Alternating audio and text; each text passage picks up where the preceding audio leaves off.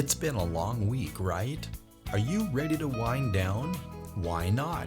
It's time for the Wine Time Fridays podcast with Shelley and Phil.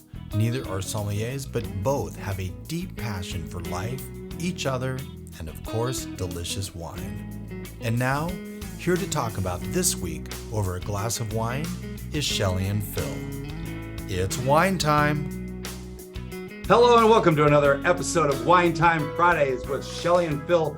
Episode, Shelley, check this out. Episode 171. You see what I did there? I did. Episode 171. Happy Friday. Happy Friday. It's wine time. It's our little bell. Yes. Today, July 28th, the last Friday in July, and we have another guest, which is fantastic. We have with us from 7Cellars in California, we have Jeff Sperbeck. Jeff, welcome to the podcast. Welcome. Thank you very much, Phil, Shelley. I'm glad to be here. So I always need to figure out an opening general question so that we can have wine in our glass while we talk. So right now, I'm going to open the first of our. Are we doing 5 or are we doing 4? We never really just decided. Whatever. How many do you have?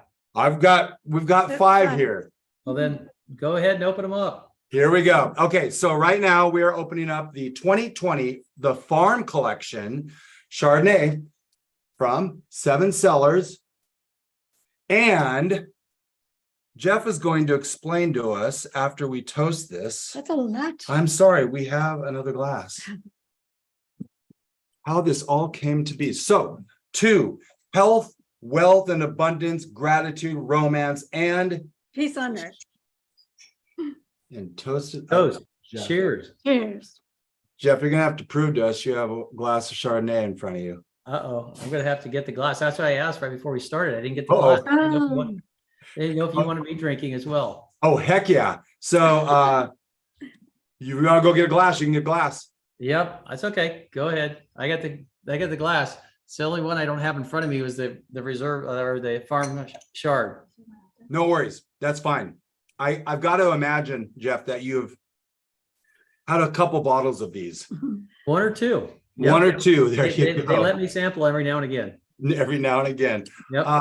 Let's talk a little bit about the story of how you came involved with 7Cellars, and I want to talk about the Farm Collection, how that came to be as well. It's a huge question. I'm going to start having a taste of this while you talk. Okay, wonderful. Well, gosh, how far do I go back? So the wine, I guess the wine dates back to having represented John Elway during his playing days. So we have been friends for, gosh, nearly 35 years. Were you his agent in 1983 when he got drafted? No, John's older than I am. I was still in college.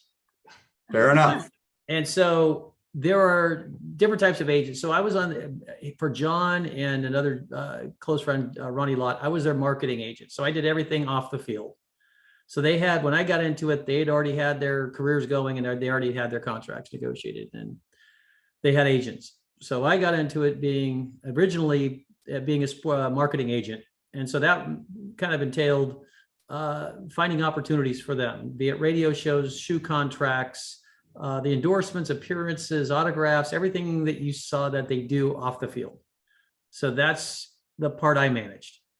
And it turns out in those relationships, there's a lot more connectivity because the agent might just do 3 contracts or 4 contracts that take 3 weeks, a month, or whatever it is to negotiate, and then that's it. There's the payoff is decent at whatever 8 to 10% or whatever it is. So 3%, max 3%, but those are negotiated even downward. But in the marketing side, you have a lot more cause to interact, and so I had a lot of time with John and Ronnie and Jim Plunkett and others, and became good friends.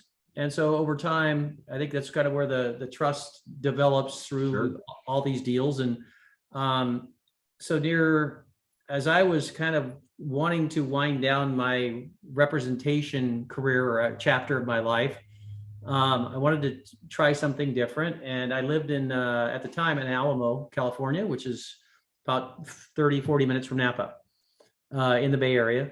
And so John and I were talking one day, and we talked about he had his restaurants that were very successful at that time, probably almost 8 years in or so at the time, and said, let's talk about kind of a brand extension. Or the kids are getting older. His oldest couple, the girls, were drinking around the kitchen table, and and so all of a sudden it was like he realized that was a part of their life, and so he was starting to kind of enjoy it more, and really he got into it with the pairings as he would do the food tastings and whatnot at the steakhouse.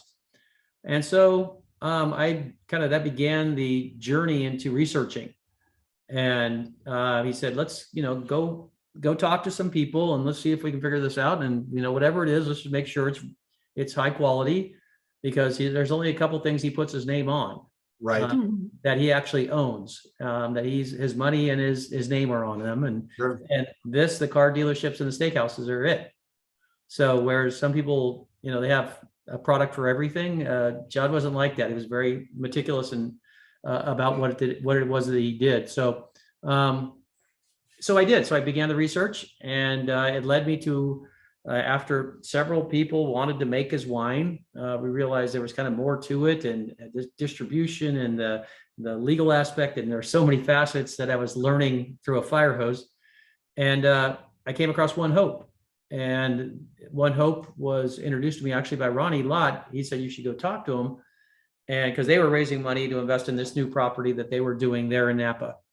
And so I learned about them. I met Jake Clobert as their CEO, and just really developed a fast friendship with him. We ended up investing in One Hope, and both John and I did. And then at the same time, I had a conversation with Jake around saying, we've been talking about doing a wine and doing our own wine, and with John's name. And he said, yeah, I'd be interested. And I think he was thinking, because he had made a couple of wines for, I think, Chris Paul and Kershaw and some others on a kind of a one-off celebrity basis for their charities. Right. And so they had done that. And I said, no, we actually want to make it a company. We really want to make it a sustainable project. And he's like, oh, okay. So we ended up they invested in us. They allowed us to create the label.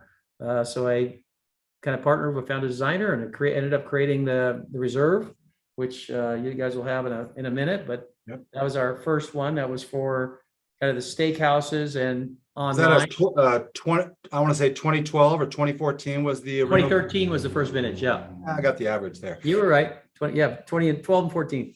And so real quick, what I think a lot of people may or may not know about One Hope is all of their wines that they sell, each particular one, unless I'm wrong, goes to a specific organization, charity that is designed from that. Like this one would go to this charity, and then this wine would go to this charity.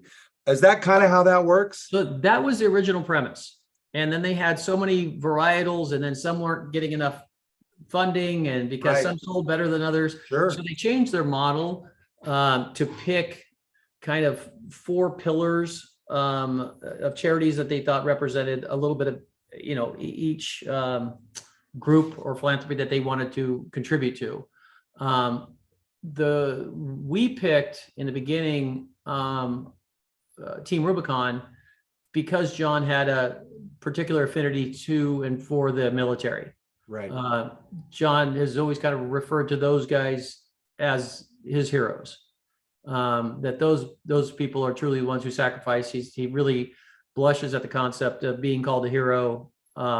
He's gone to Afghanistan. He went over years ago with Robin Williams, and they did the USO tour. Right. And very humbled by the experience. And so it was an easy selection for us to contribute to Sure. Team Rubicon. So Was Jack in the John's dad, was he in the military? he was not. He probably feels like he was as many games as he coached, but yeah. Yeah, so you know that It is from a the- form of war, but not to make a joke out of it. But those of us who have played football, it is a form of war, but it's not life or death, and we have to make that distinction. That's There's right. a complete difference, and that's why I'm really admire John's kind of idea of not wanting to be called a hero, even though to many in the Denver and the Bay Area, he has been a hero for many. He's been a thorn in a lot of our sides as Pac. Depends on what side you're on. It depends on what side you're on. Yeah, and Seahawks and Denver are in the same division for many years. And there may even be a Brian Bosworth question coming up at some point today. Oh, wow. I think John, for sure was there when this whole idea of Bosworth came around, the Boz. But so yeah, he's got this kind of resonates with the military and those true heroes. Yep. So that he does kind of put his money where his mouth is. That to support them is kind of the least he can do. Just on a side note, we just saw Jim McMahon. Jim McMahon has been a very big supporter as well of military and personnel. He's invited them to golf tournaments. He brings them along where he goes and travels and stuff. He's very good that way. Jim McMahon was a bit of a character himself. Yep, he still is. He hasn't changed. I'll He's bet. slowed down a little bit. My son is in the military, so I appreciate that. Oh, that's wonderful. What branch He's in the Marines. is he? Mhm. Oh, good for him. Do I have to go hua? Wow. I'm not. Exactly. So yeah, so that's it's a big part of the story. And we know in different parts of the world, look, that people are going to hate John Elway, and that's okay. Even if they buy a bottle, they can break it, and they can buy another one out of frustration. As long as they keep buying them, we don't care. Or they can use it for target practice. Whatever makes their boat float.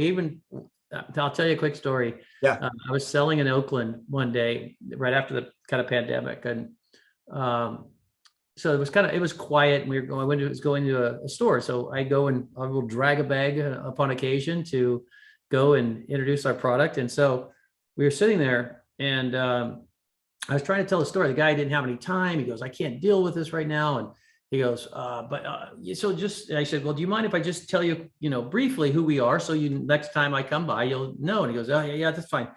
I said, "Well, so this is a wine by John Elway, blah, blah, blah." And he goes, "Whoa, you know where you are?" I said, "Yeah, I'm in Oaktown." And I didn't live far from there. And he's saying, "Yeah, you're in Oaktown." He goes, "This is Raider country." And I said, "Yeah." And he goes, so he starts talking, and I have one of the reps with me from RNDC. And I said, "Look," he's talking to him, and I get on the phone, and I said, here's someone else that drinks it." And so I called Jim Plunkett, one of the great Raiders of all time. Of course. 2 Super Bowls. He didn't have to move out of anywhere where his career. And so the correlation is nice because I send Jim wine, and he's a Stanford guy, right? So so I said, "Jim, this guy here doesn't want to buy the wine. He says it's Raider country." And I said, I'm telling him, well, even a Raider drinks it. He takes the phone. The guy looks at the name on the phone, and he almost wet himself, and he couldn't believe it. He ends up buying a couple of cases. So it's like, Sure. you can even convert a Raider fan in Raider country that hates Elway. And then Marshawn Lynch walked in and said, "I'll have a bottle too." There you go. And with some Skittles.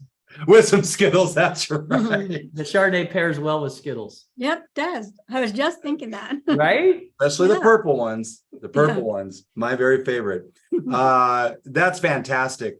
We're going to move on to number 2. Jeff, you finally get to pour yourself a glass. Shelley, you can put your glass right there, and I'm going to pour this into this new one for you, so we don't even have to do a rinse pour for you, but I will for me. You pour so much. Yeah, well, could be tonight's wine. Okay. So I'm gonna have to go get the wine opener now. So I don't have that. Nope. Oh. So while Jeff's getting the wine opener, we just opened a 2021 Elways Reserve Chardonnay. And so we will find out what makes the difference between this reserve and the Farm Collection Chardonnay. By the way, The Farm Collection Chardonnay, about $30 at the winery. This runs around 60. But I know for a fact there are plenty of retailers here in the greater Coeur d'Alene area that are carrying both the Elway Reserve and the 7Cellars wines. Yes. And we did not mention that the first Chardonnay is 100% Chardonnay, Arroyo Seco, 13.4% alcohol. 13.4 on And this. Has a little bit of oak on the first one. You Yeah. can't. This one, Can you tell me what the alcohol is on this one, Smarty Pants? it's more. It 14.5. is 13.8. Wow, much more. Not that much more. So But- if you look, I think on the back of each of them, it has actually the tasting notes on there. So it has, if you see it, it has a lemon and pineapple, sweet cream and vanilla. So it can make everybody sound like an expert. That's Yeah, very that's true. pretty good. It not only helps them sound like an expert, but it lets them know what they should be looking for. What they That's should be right. looking They for. can recognize that in other wines too. Yep. Absolutely. And, Oh. and, I love when they do that. and when it, and kind of what it pairs with, depending what dish you're making too, right? Right, yeah. Yeah. Well, hashtag cheersing. Cheers, Dane. Cheers. And now he's got the glass. Cheers. Now we can do a proper toast. So let me, I just want to, going back to the farm for a second. Mhm. So, because you haven't asked, but I'll share anyway. So the farm, its name came from the nickname of The campus. Stanford. Yeah. And by the way, that is a heck of an icon, a heck of a logo. Shelley, did you notice that? I don't You can't see it. it there. There you go, right there. Ah, It is Now- very cool. It's got a kind of like a not a rake, but a pitchfork. And then, Pitchfork and a goalpost. yeah. And it's I you know what? I am a sucker good for logo. good logo, good icon, great taglines, short and sweet and to the point. By the way, the tagline for 7Cellars is excellence in every sip, which I feel like I helped come up with that because when I was writing the copy for the sponsorship and I sent it to Nick to get approval, and I said, I'd love to use this as a tagline. He said, we just started using that. So I'm taking full you know, We'll start sending you the royalty payment for that. perfect. I would like 10 times that royalty that I'm currently getting. And so, and also on the. Oh, that's right. Yeah, So if it's laying down, it's easy to identify, but a lot of them. you it don't, really is. You know, That's And that, good. and by the way, I already pulled the foil off this, but I haven't on the reserve. It's the same for the reserve. so in the reserve, you see, we went with the more, kind of iconic we started off in Denver. We went with a little more with the orange hint. In the beginning, we did put John's name on the front. It was the reserve. It was Napa. It's our first effort to do it, to kind of gain some notoriety and let people know we were in the wine business. And that again, it's our reserve. It's in the steakhouses, but it's all over now. People are, they're buying it all over the country. It's not just, in Denver anymore. And everyone thought, oh, even early restaurateurs in Denver. Well, why would we carry that? That's an Elways restaurant. That's a competitor. And we said, okay, so we got into STK, we got into Shanahan's, we got into others, and all of a sudden they go, okay, and people start asking for it. So they couldn't help it. Then they had to buy it, which was great. That is when you know you've done your marketing correctly. And it's really fun as digital marketers, as Shelley and I are, to speak with someone that's been marketing at a lot larger scale for many years, and managing and marketing for individuals and individual brands. Yeah. Once you have people asking for your brand, that's that tipping point. Now all of a sudden your leverage starts to change just a little bit, Oh, we don't have that. Yeah, well, we had it a year ago, and Right. You had your chance. You had your chance. By the way, that brings up a really good segue, because I do want to know, in your opinion, how things have changed in the sports agent world. I've got written down Saquon Barkley because he said no to a pretty big number in the fall and this March. And now he has got the franchise tag put on him for a number that's even lower than those other two. As a running back, this is the big controversy right now. Running backs aren't getting what they're worth. And I'm like, Jeff, do you want to comment on what that word worth? Because I think we all have a different definition of our worth, right? Then Yeah, I mean, I think there's probably it's a synonym between worth and value, right? And that value is worth only what someone's willing to pay, right? Exactly right. And if there's not a market that says there's 20 other teams willing to pay that, then he's not worth that. Right. Not to say he's not valuable. That's different. Exactly. Yeah, right? No, I get it 100%. Your most treasured item in your home or your most favorite wine may not be valuable to somebody else. Right, exactly. That is the epitome of what you're trying to describe right now is, Shelley might have a Beanie Baby that she paid $349 for, but that has incredible, that has incredible value to her. There's but a Beanie Baby movie coming out. Oh no. Right after the Barbie movie? Yeah, right after. Yeah, we're not even going to go tell you, Jeff. Well, I guess we're going to. We've got pink. We made some Barbie cocktail recipes for social media. Yeah, because that's what we do. Yeah, you got to roll with keep innovating. Got to keep marketing. You do. Absolutely. But to get back to Saquon, yeah, it's unfortunate. The running back market has been like this for a long time. They don't get drafted as high. Yep. And they haven't for years because I think people think they're interchangeable. But at that same time, when you get someone and their shelf life, so to speak, or their, how long they last is another 3 to 5 years or something. It's in question, right? So it's hard to give them a long-term contract.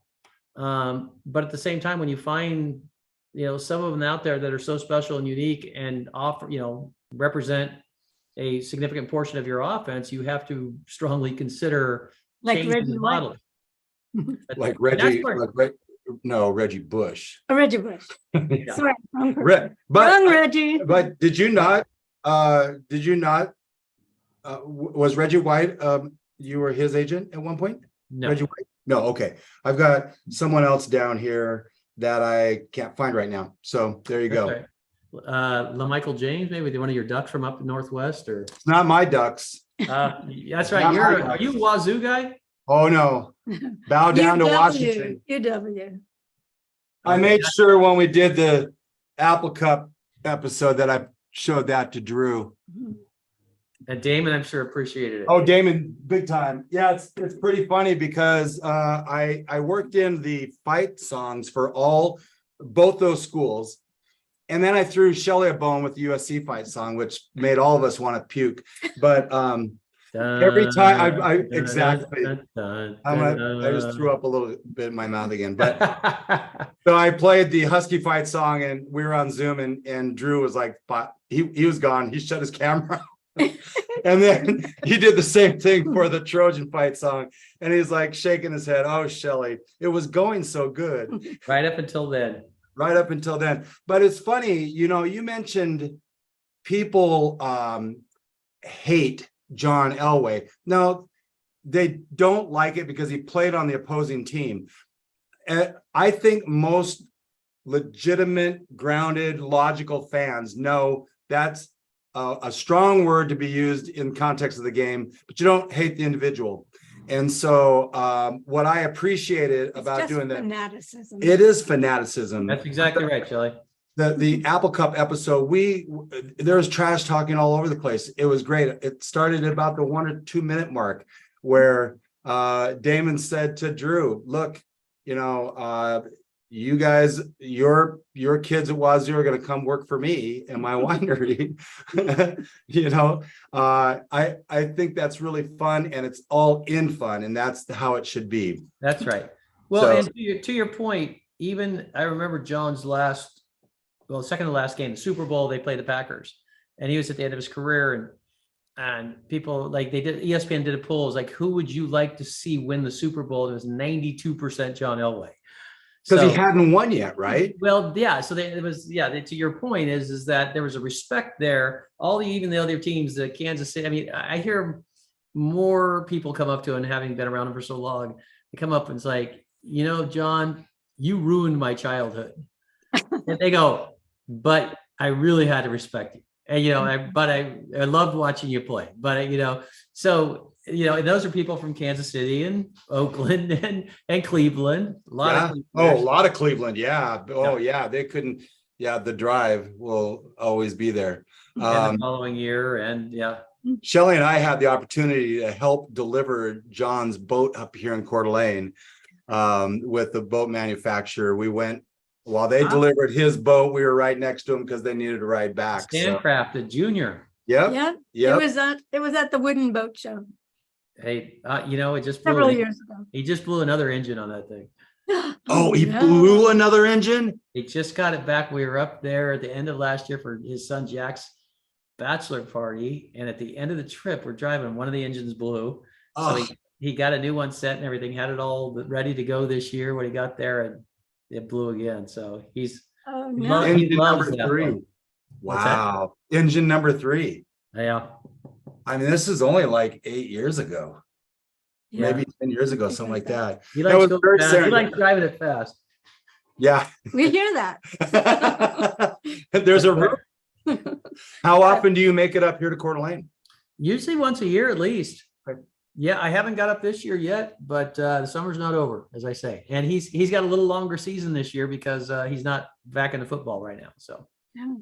So where are his steakhouses? Because I've never been. He's got 6 or 7 in the Denver area. Is that right? 4 all throughout Colorado. So there's the easiest one would be at Terminal B at the airport at DIA.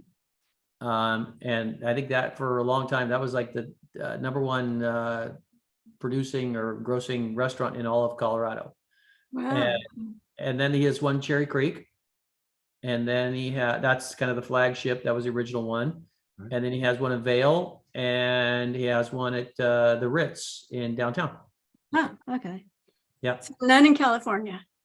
No, actually, he's having 2 more put in the airport. He's kind of coming up here, and I think in 24. Same airport or Same airport, different terminals. So Terminal A and C. Yeah, you go to the low hanging fruit, right? Hey, you go with what works. It's good Any- for us to get more wine distribution too. Yeah, no kidding. Any chance of expanding to different states? Hasn't been really discussed. His partner in it is there too, and he's kind of Tim Schmidt. He's done a great job with them, and he had the haciendas. They were Mexican places for a long time, so he sold out, and I think they're good with where they are. I think the ones they have. There's a time to say we're happy right here, and everyone seems to like to go bigger is better, and bigger comes with bigger problems and challenges. Yeah, that's what they say. More money, more problems. Yep. So on to the next one. No, we're taking a Take a break. break. We're gonna go take a break, and when we come back, we're gonna go red with some of these wines. In fact, one's a Pinot Noir. Go figure.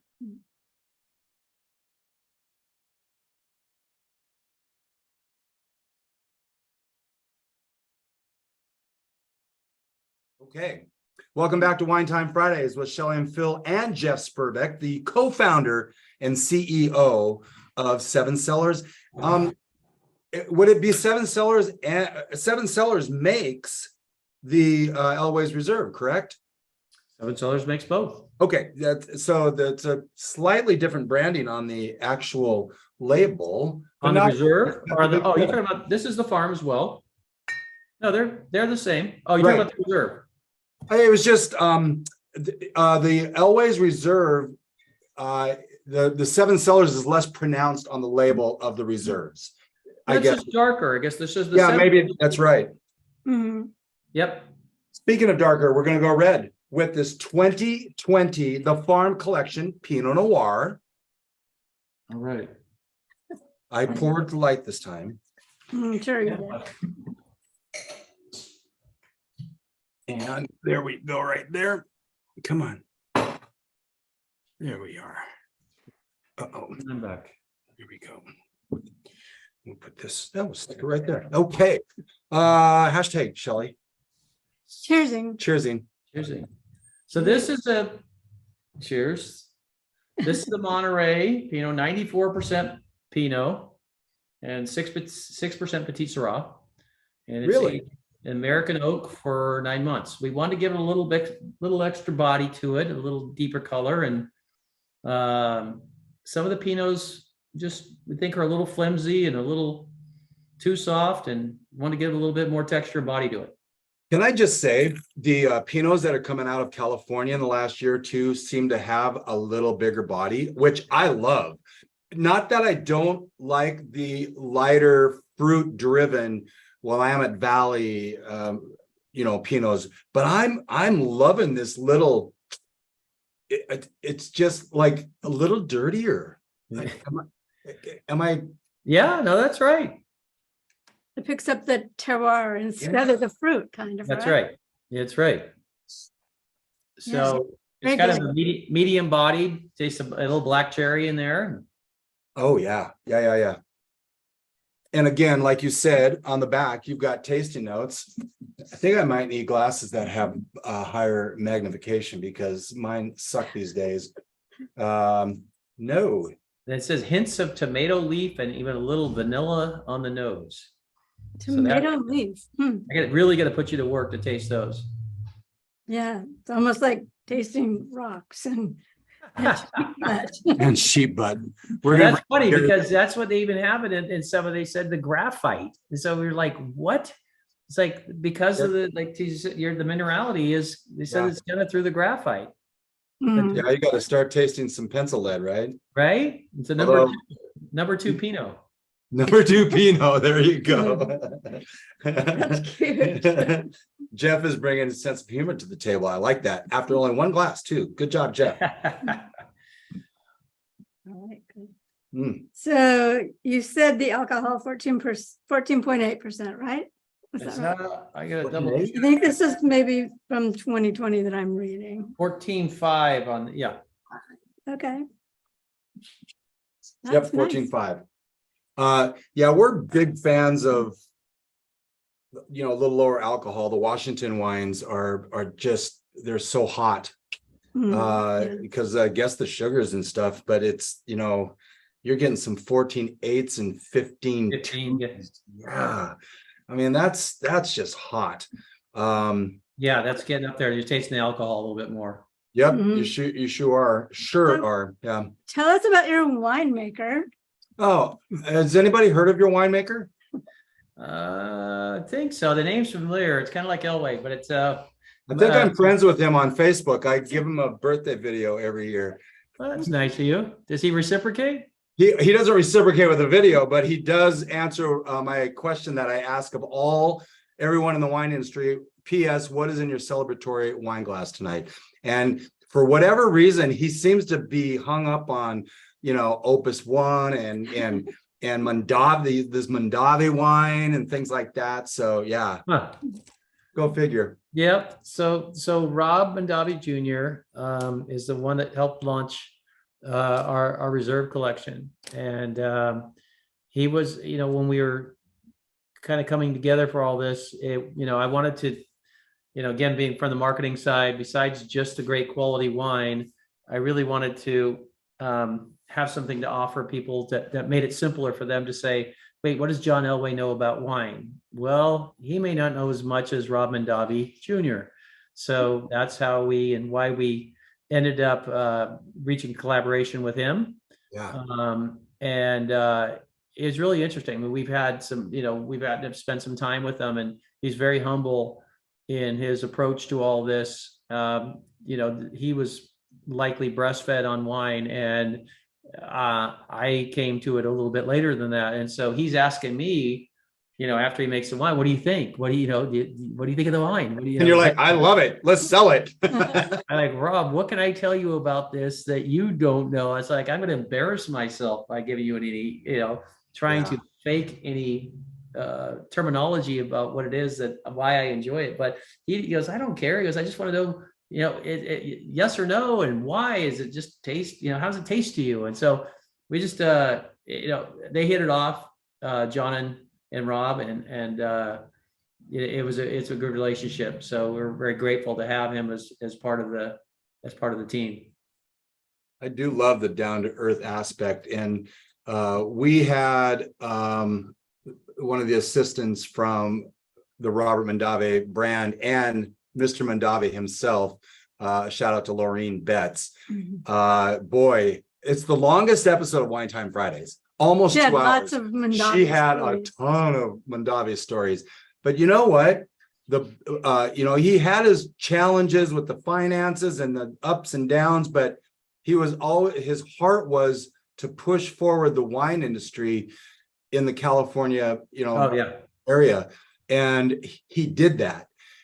He taught how, yes, you mentioned before, we're all competitors, but at the end of the day, we all want to be successful. And so you can be competitors and collaborate. Absolutely. Yeah.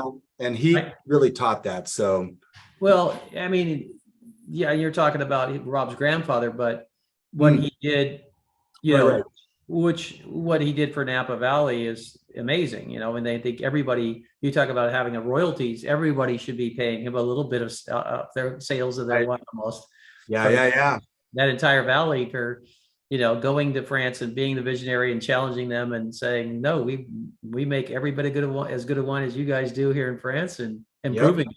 Yeah. So that was marketing genius. He was ahead of his time in that regard. Yeah, and it could have, he could have fallen flat on his face on that, but because of his passion and his heart in it and his perseverance, he just believed in it. And that belief, led us to this glass of wine right here. Really. That's right.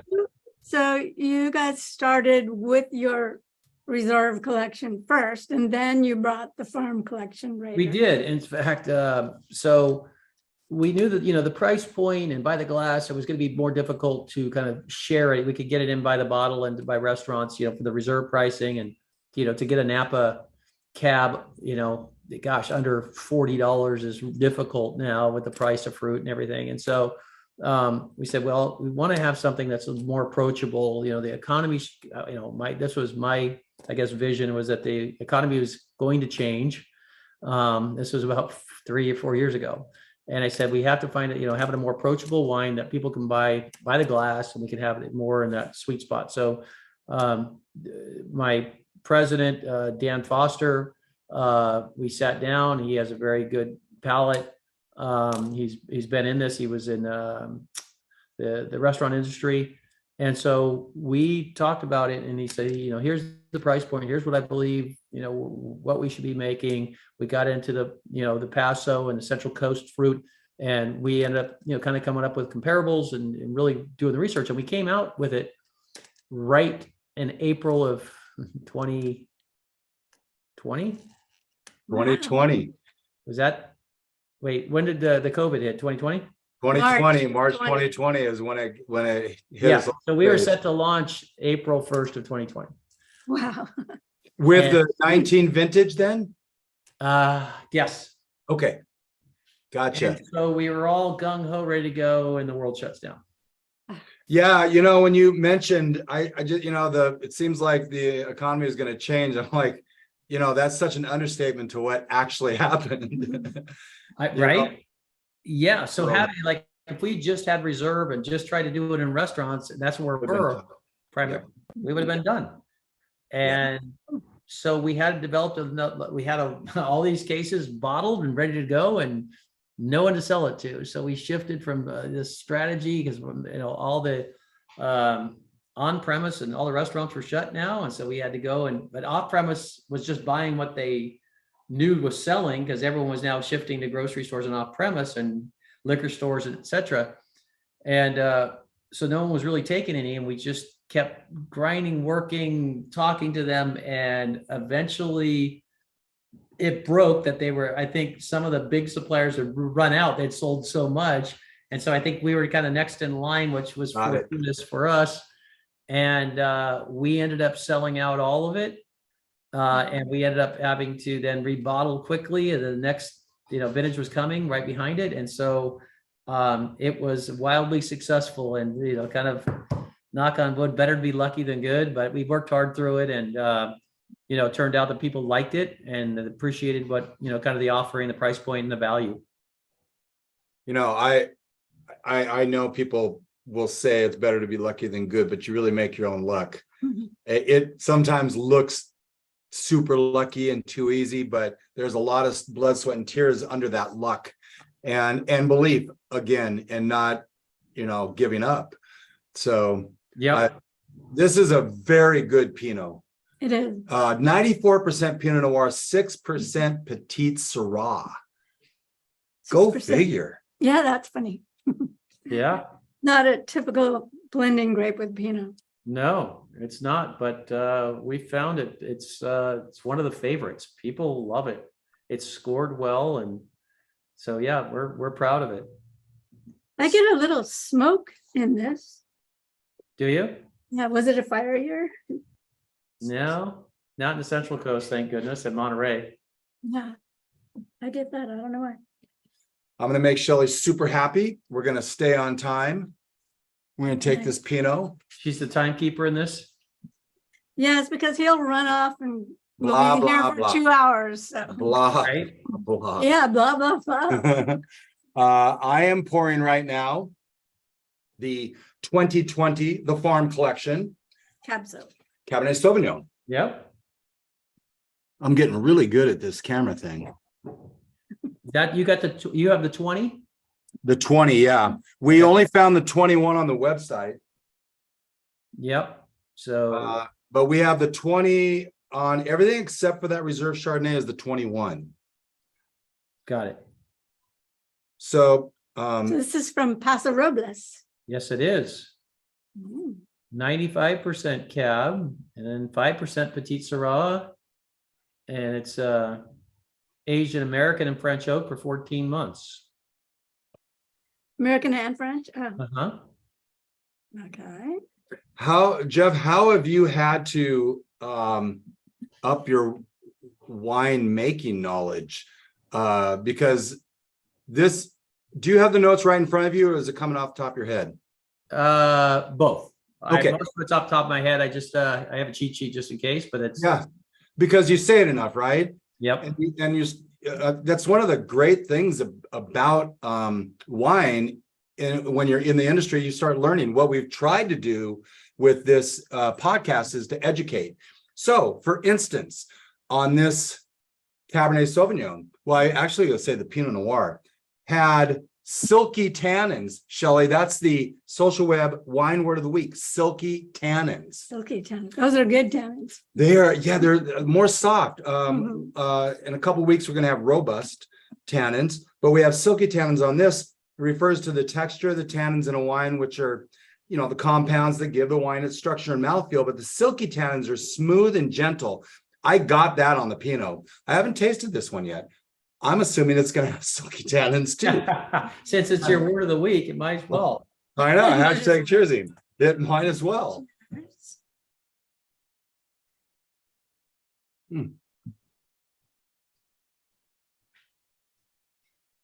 Am I getting licorice? Am I getting anise at all? A little bit of licorice. There is, I think, a little bit. Yep. A little black licorice on this? Also, a lot of dark fruit. It's Little, really good. the chocolate. I think a little chocolate and dark fruit in there. Mhm. There's something even, God, what is it? It's something like, it's not fig, but it's something. So it's not pepper, but they call it black spices, I think, maybe in there. Maybe that's what it is, because I know it's not necessarily a black pepper, but this is very easy to drink.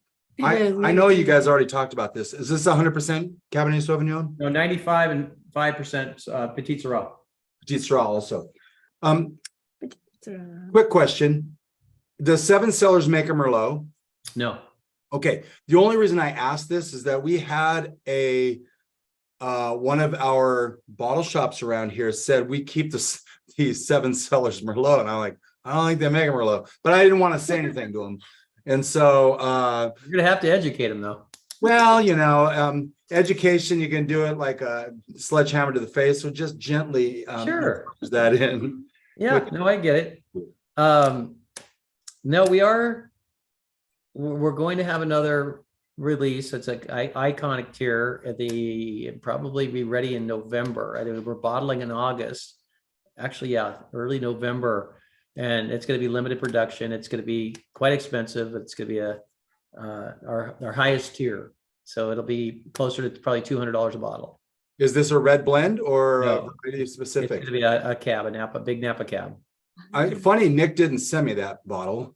It's not bottle. It's not Not bottle. bottled, you can't. There's just sometimes you need to make exceptions. We're gonna have to make a trip down to That's right. Rutherford. And when you do, you let us know, and we will gladly host you.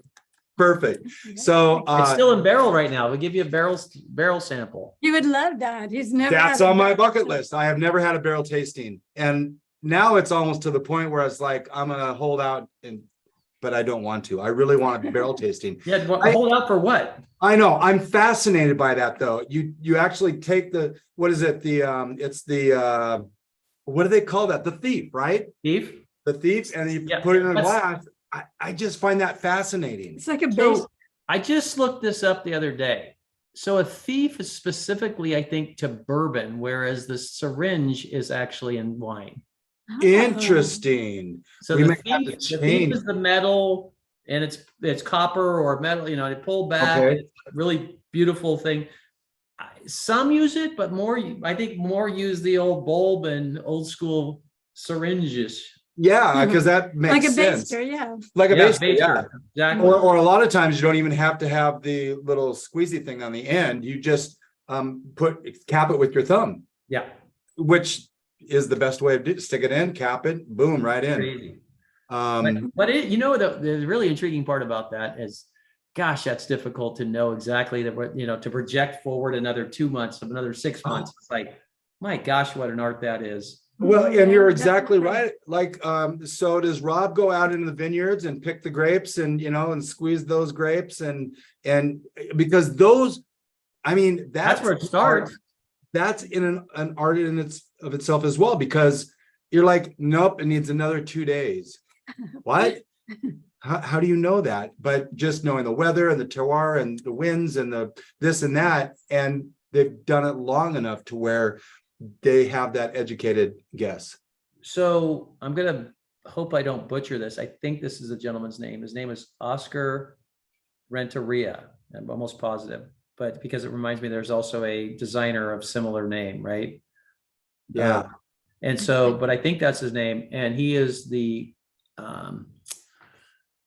what do they call it? The horticulturalist, the grower out there. Yeah. And he's an amazing, his family's been in it a long time, but I went out there and had the privilege one time. We went and spent part of a day with them and cutting vines and looking at vines and talking about the dirt vines. It was like that part. Both my grandparents were farmers and ranchers in Northern California growing up. And so we grew up around what we called almonds and olives and rice and other things. So so the farming part is as interesting to me as any of the rest of it. I gotta say, Right. I The think farming part is really fascinating. I think the farming part I would be more interested in. I mean, vastly interested in the actual making of the wine as well. Yeah. But I love to get my hands dirty. I love to know canopy management. Why are you cutting back the canopy today and not last week? What were those indicators? Right. Were they measuring it with, old school by tongue or new school Exactly. by science and taking it out and dissecting the grape to figure out what the residual sugars at that moment are? And I know it's really fascinating. it really is. This Cabernet Sauvignon is very drinkable today, right now. Don't lay this puppy down. No. Open it, pop it, drink it. They are made to be, as they said, they go, there's very few wines that are meant to be laid down for a very long time. Yeah, that's right. No, Right. Yep. Yeah, and these prices, this price point, this wine is, there's a term that the porch pounder, but a daily drinker, right? That you can enjoy it and not feel guilty that you opened a $80 bottle of wine, Yep. right? But for the price point, it's very approachable, and it's we hope it over delivers for the value for the money you spend on it. Boy, that's a great target. Speaking of great targets, we're gonna take one last break because I am on target to try to get him out of here in an hour and 15 minutes and not 45. We'll be right back.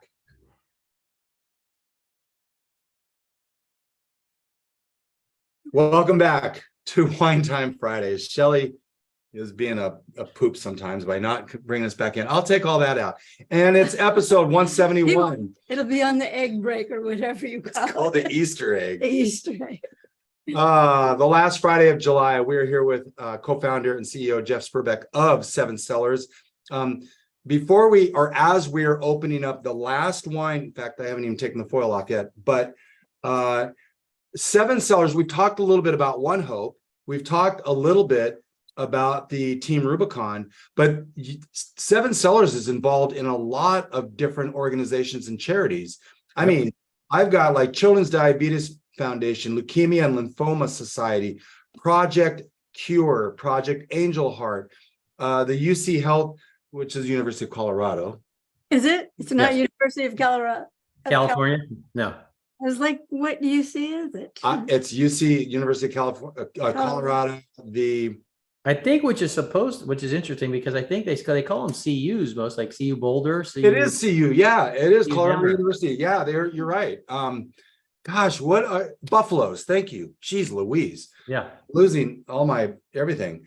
And then the last one I have is National Kidney Foundation, Shelley. Ah, no. Shelley's I was- very educated about kidneys. Yep. Oh. I was a dialysis nurse. Oh gosh. And the transplant coordinator for a little bit. Oh my gosh. Okay. So you've spent your time around some kidneys. Yeah, exactly. She educates doctors around here about kidneys. Okay. So we've also given to local food banks as well. And so yeah, it's a big mission as part of our wine and our project is to kind of give back.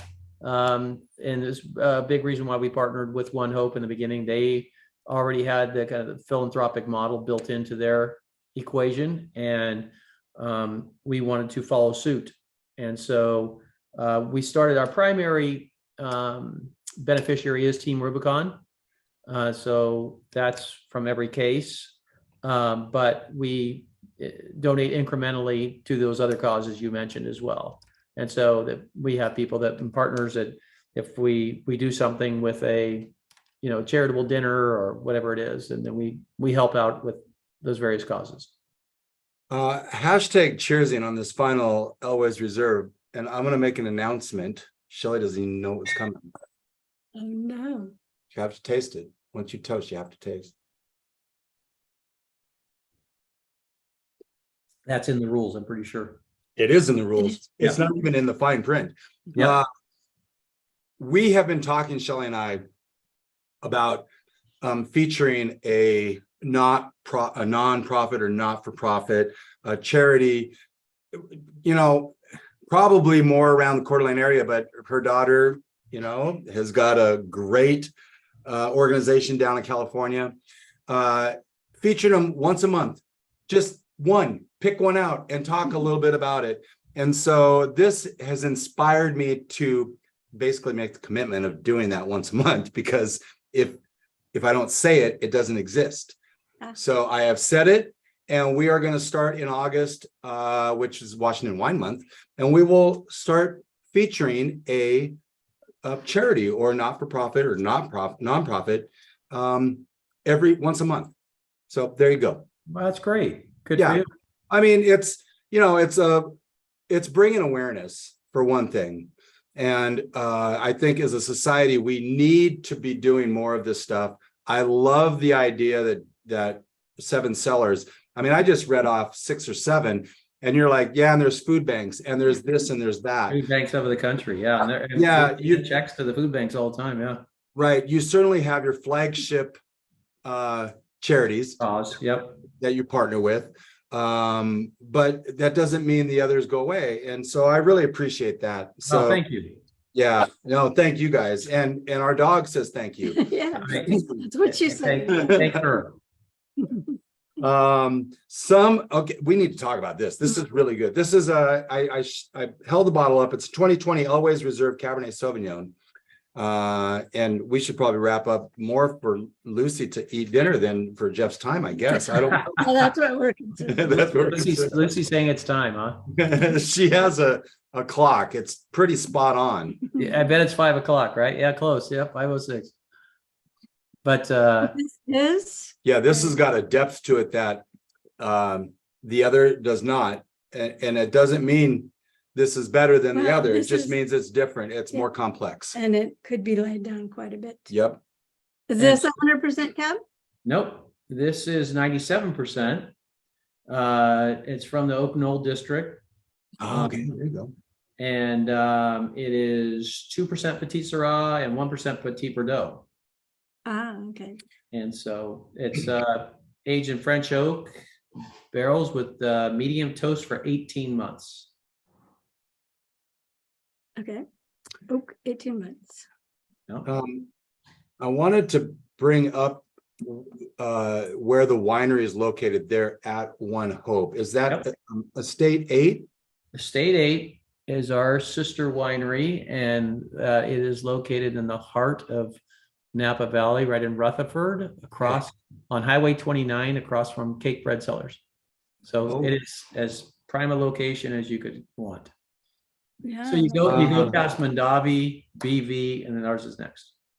Interesting. Yeah, Cake Bread is got some very high-end Chardonnay that they love to get out there. Yes, they do. Is it Chardonnay? Yeah, it's Chardonnay, not Sauvignon Blanc. They're known for their Chardonnay, yeah. Mhm. That's right. And I also wanted to mention, Jeff, you were the recipient of a phone call from John Elway on a national show, yes? Yes, that's true. Who wants to be a millionaire? So I have a question for you. I do. I have a question. The sclera is a dense membrane located in what part of the body, Jeff? The eyeball. You just won someone $64,000. Yeah, that was pretty funny. Oh my gosh. Yeah. And that was in the early days of the internet when it was a little slower. So I heard the question, you have 30 seconds. Yeah. John, the funny part about it is, so John knew the first answer. So, John's Stanford guy. Yeah, I mean, you would hope. Pretty bright guy. And so he purposely missed the first one. He didn't want to go first because he wanted to watch it and observe. So he knew it. He says, he goes, I just held off. Say, okay. Second one, I don't know he wouldn't phrase it wrong, or he couldn't get his buzzer to go because he goes, I knew it. He goes, I was missing. He goes, all of a sudden, someone else got it. And so then he didn't know what. So he went from knowing the first two easily, just in purposely kind of waiting, to missing another, and then going, I don't know. And then all of a sudden now it's just him and Barkley are left. Oh my gosh, that was against Barkley? It was day 2. Yeah. So he had to sit around for the second day of taping. He was so mad because he goes, why did I just get the first one right the first time? And I've been done with it. And so that's when he asked, and when Regis got on there, I think I said, because John had said, I said, well, did he at least beat Charles? And he goes, he at least beat Charles. That's when he started. He goes, Charles is still here. So it was pretty funny. So yeah, I got it right in the last seconds. In the last seconds is right. Before they hung up on me. This brings up a question that I have not even on my notes. Does the name John Kostakos mean anything to you? I was going to ask you actually. Because I've known well, John. not only UW guy, we graduated in the same class at West Yale High School. No way. Yeah, we went to junior high together, West Yale High School together. So when you kept mentioning Barkley, because John and Charles have this little thing going on, but I know John also had a poster. Yep. So John Elway, yes, from John Kostakos. I talked to John probably 6 months ago or so. Yeah, I think he's trying to get back in the game. It's been a while, maybe about 6 months since I've had contact with him. Yeah, he first contacted me a couple of years ago, and it was talking about the because of the NFT space to kind of transform some of the Right. images and rights that they had into NFT stuff and packaging. And Yep. Ah, so I was interested. It just, I don't think, the NFT space and post COVID and everything seems to has died with the. Well, we can connect you with Cuvée Collective, the wine NFT club. They are partnering with all sorts of great wineries down in California. and they're creating NFT experiences. NFT experiences, and they are collaborating with wineries that have a vision outside the box, which you need to in the NFT space right now still. So Yes, you do. we can talk off air about that if you'd like. Sure. Since you're going to throw me Charles Woodson, I can throw you Andrew. Actually, I don't know if I can throw you Charles Woodson. I don't know Charles. I do know Rick Meyer, who has Mirror Wine. Rick Meyer. There's John Kitten's got a winery. But I would like Rick Meyer too. That might be a interesting conversation because he really had a tough go at it in the pros. He sure did. What a super nice guy he is, and his great family. His kids are wonderful. He's a great person. He and Drew are still good friends, and yeah. So I can set you up with him, or Drew can too, I'm sure. Yeah, I mean, let's get some cross names going. Well, let me tell you. I'll tell you another story of it. Maybe someone else will get you on. Yeah. So one of my clients actually turned out to be a couple of them. But so Darren College was a lineman for the Packers, and he's an offensive lineman, went to Boise State, and he ended up partnering. He was a teammate of Charles Woodson's. And so he and Tony Mall also was a lineman from Nevada, Reno, or University of Nevada, and then played at the Packers. Mm-hmm. And Jason Spitz, they all played lineman. They all came in the same draft class, good friends. So they all liked wine. Tony particularly, he grew up over in not Healdsburg, but I think over there in the valley. Anyway, not Napa, the other one. So he ended up saying, "Hey, let's make some wine." So they ended up creating 3 fat guys, and so three fat guys wine. 3 fat guys wine. And I think this is fantastic. They were all offensive linemen. I'd be glad to introduce you to those guys. I'm sure they'd love to do it. It's funny you say that too. Being the sports agent and marketer and manager that you are, talking about the linemen, these guys get no notoriety. They get paid crap. Their hands are destroyed. Their knees are destroyed. They don't come away with the brain dementia. Yeah, they're lucky. That is luck. The Gary Vaynerchuk brand under VaynerX has Vayner Sports. Yep. And he's going after these guys that have shorter careers and helping them to get some branding deals and stuff like that. It seems very forward thinking, which is kind of Gary's MO a little bit. Mm-hmm. But as a marketing guy, a manager, sports agent, what do you think about that? That's pretty cool. Which question, about Gary doing it, or about just in general? Just in general, going after that. That's a micro niche that is probably less a micro niche. Yeah, it's still hard. I mean, again, having marketed those guys too, because I helped out those guys do the things that were of interest. Those guys, those guys were hunters. Those guys, they had different interests, than the receivers and running backs did, and even quarterbacks. And so all of them have different interests. So, but, getting into the wine they found, and it was a great fit for Tony, and he led spearheaded that effort. And he's still running it. Darren's not as day-to-day active, nor is Jason, but they still go out and support the various the launches of the brands and stuff like that as they introduce new varietals and stuff. But Tony's done a great job doing it. Well, in a sense too, the whole name licensing now that's in college. NIL. Yeah. People have said that's going to be the destruction of college. I don't know if it is. I think the whole regional rivalry being blown up is going to be the destruction of that. But it's the same guys, the quarterbacks, the running backs, the receivers that are going to get those, and the centers and the defensive linemen, they're not. Linebackers, yeah. They're just not. And that's just the way it is right now.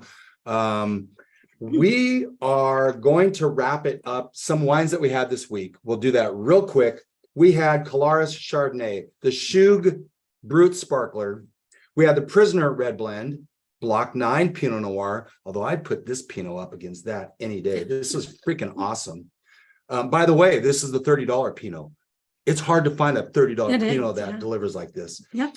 Goose Cross, Cabernet Sauvignon, Robert Craig from Howell Mountain, Cabernet Sauvignon. We had some decent wines this last week. We did. So many of them California. Go figure as we lead into this really fun episode. I think we would like to thank today's sponsors again, Coeur d'Alene Fresh and 7Cellars. Next week, we are going to have Charlie Hoppus, an icon in the Red Mountain AVA of Washington, as we kick Little off. tiny AVA. It's like super teeny, but it's packing a punch up there over there in Red Mountain. And he's going to be on. We're going to be talking about Fidelitas, kicking off Washington Wine Month, the second one this year. When's California going to get a wine month, Jeff? Every month's wine month. Every month's a wine month. It's like these national white wine days and national red wine days. It's like, well, isn't that every day? Yeah, right. It just depends what household. Right. Jeff, I just want to thank you for your time. Yep. Thank you so much. We did go a little long. I tried to rush through. I still have lots of questions. I told you 15 minutes knowing you were going to go for 2 hours, so it's fine. We average it out and we're perfect spot on. That's thank right. you very much. But don't forget, I was going to say, don't forget to make sure you let everyone know that you go to 7cellars.com and you can put in the discount code It's Wine Time for a 20% discount for your followers out there. Not only that, free shipping. Free shipping. Free shipping. It's wine time. And it means more when Jeff says it than when I say it. I was remembering, I forgot to say that. Thank you for that. Go to 7cellars.com. In checkout, coupon code. It's the number 7. You don't have to spell 7 out. Just Nope. And I like that actually. 7Cellars with a little bit of knowledge, and we gave you lots. Wine becomes a lot less overwhelming. Thank you for joining us. Thank you, Jeff. Get yourself some 7Cellars or some Elways Reserve, and have an awesome weekend. We'll see you next week with Fidelitas and Wine Time Fridays. Thank you, Phil, Shelley. Thank you for spending part of your day to wind down with Shelley and Phil. Remember, you can listen to any episode of the Wine Time Fridays podcast by visiting winetimefridays.com or wherever you get your podcasts. And join us on our Wine Time Fridays Facebook page, Instagram, or on Twitter, which is @VintageTweets, for daily conversation.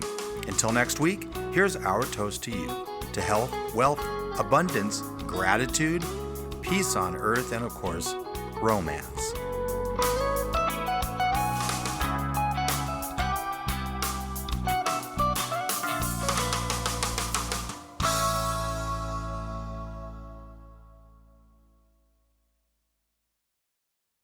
Boom!